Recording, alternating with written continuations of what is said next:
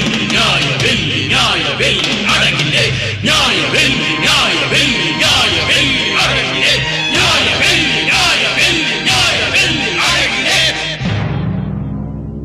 ಯಾರ ಕೇಳಿ ಬಾನಿನಿಂದ ಸೂರ್ಯ ಬಿಸಿಲ ಚೆಲ್ಲುವ, ಯಾರಿಗಾಗಿ ವಾಯುದೇವ ಗಾಳಿಯಾಗಿ ಬೀಸುವ, ಯಾರ ಕರೆಗೆ ಮೇಘರಾಜ ಮಳೆಯ ಸುರಿಸುವ, ಯಾವ ಮನುಜ ನದಿಯ ನೀರ ತನ್ನದೆನ್ನುವ.